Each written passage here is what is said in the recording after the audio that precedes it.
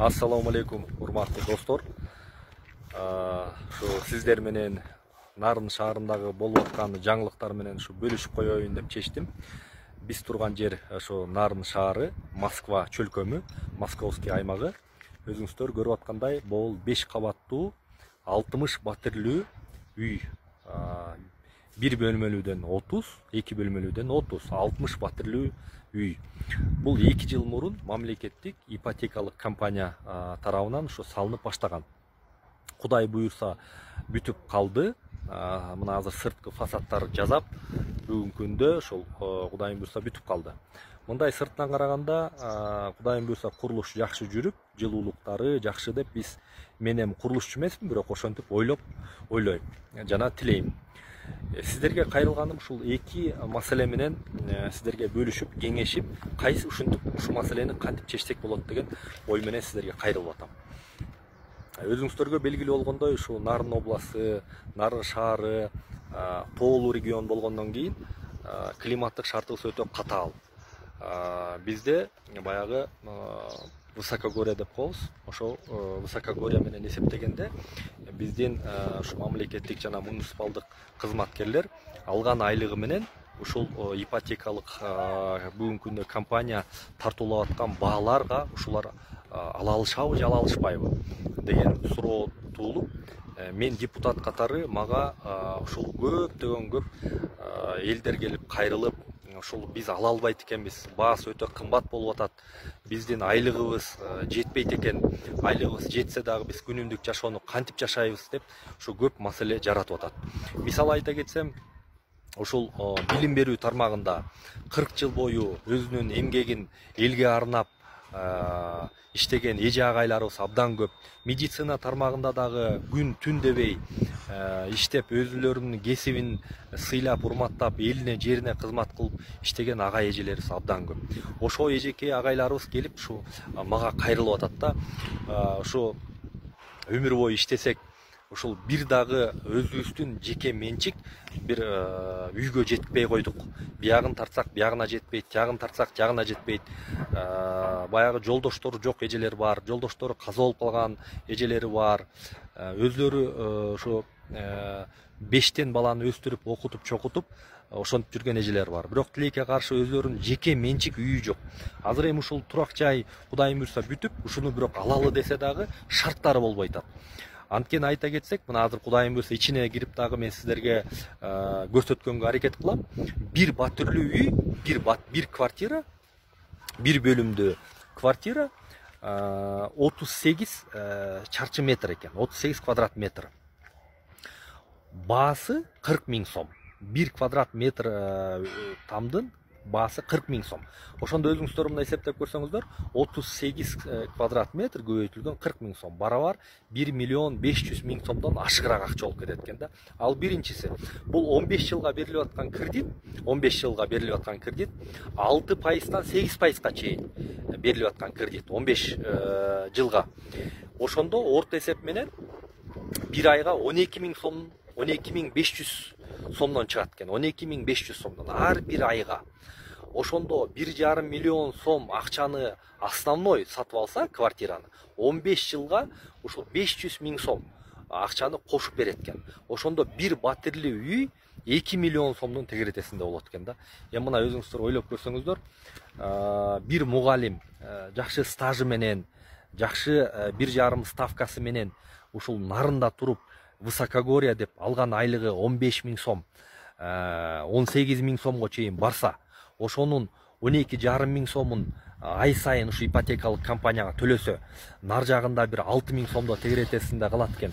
Ошол 6 000 сом менен азыр эми эч кимге жашырган эмес, ар бир үй бүлөдө Кыргызстан боюнча 70%, 80% элибиз кредит деген бир баляга баткан.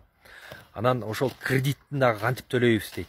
Андан сырткары бала чакабызды багышыбыз керек, өзүбүз дарыланып, тамак аш алышыбыз керек деген чоң бир суроо туулуп атат да.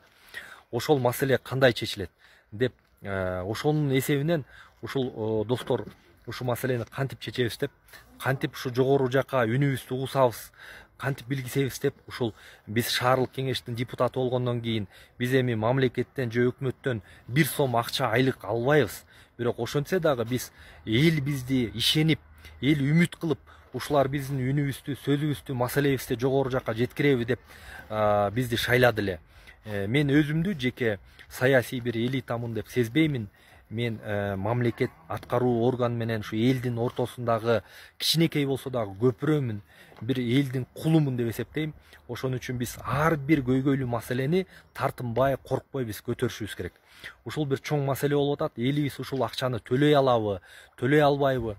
Ушунчалык сонун имарат салынды, бирок ошону ушул атайын арналып салынган элдерибизге ушу жетпей калабы деп бизде өтө чоң бир кооптуу болуп атат да. 2 бөлмөлүү батирлер 50 квадрат метрдин тегеретесинде болуп атат. 50 квадрат метр. Анын акчасы андан көп. 50 квадрат метрди 40 000 сомго көбөйтсөңүз өзү эле 2 миллион сом болуп атат. Проценти менен иштетсек, ал өтө чоң акча болуп кетип атат. Ошондуктан ушундай бир маселелер жаралып атат. Ал биринчи маселе. Экинчи маселе, азыр биз үйдүн ичине кирип көрөлү деп атабыз. Ушу үйдүн ичине кирип көрсөк дагы бир өтө бир чоң бир көйгөй бар. Ошону мен дагы сиздерге көрсөтүп койсом, чогуу болсоңуздар. Мына урматтуу достор, ушу мен сиздерге айтайын деп аткан маселе, мына могу кухнясы.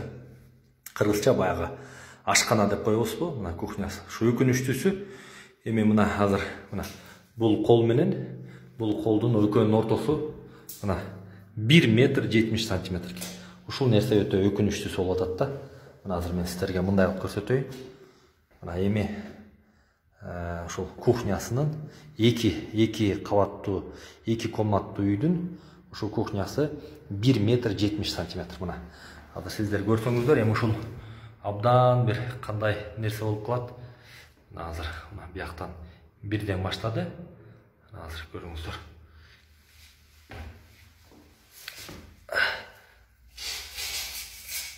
Bir метр 72 сантиметр мына стенаға тақалды. 1 метр 73 сантиметр. Эми өзүңүздөр элестетип көрсөңүздөр, урматтуу достор, эми ошо 2 батирлүү үй болгондон кийин үйгө киши келет, өзүң бала чагаң менен отурасың, шкафты каяка коет, тамак бышырчу плиткасын каяка коет, кандайынан отурат мына. Биякта дагы мына жер жок.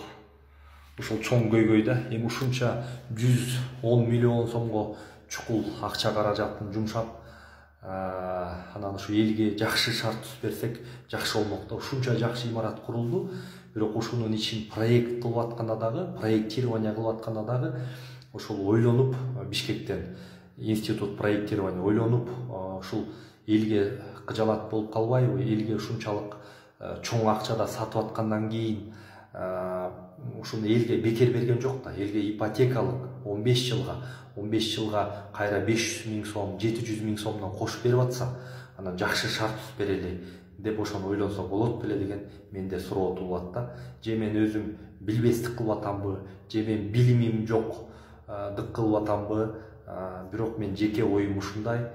Ушу 1 метр 73 сантиметр ушу туурасы кухня. Ошого кантип киши келип батат, мен ошону билбейм. Ошол урматтуу достор, сиздерге ушул жаңылыктар менен бөлүшүп коеюн дедим. Жакшы жаңылык, бирок ушундай дагы маселелерди жаратты. Анан ушул 1 квадрат метр 40 000 сомдон болгон тамды 1 бөлмөлүү там 38 квадрат метр болуп атат, көбөйтүлгөн 40 000 сом. Ошол 1 миллион 500 000 сомдон ашык акчаны 15 жыл бою 12 500 сомдон 13 000 сомго чейин айына, ар бир айга төлөш керек экен. Ошону ушул алган медицина тармагында 40 жыл бою өзүнүн өмүрүн, өзүнүн убактысын ушу элиме жериме деп аябаган эжеке ошо төлөй алабы? 15 жыл бою 12-13 000 сомдон төлөй алабы? Алган айлыгы 15 000 сом болсо, анан ар жагында бирткеле акчасы күнүмдүк жашоосуна ашып атат.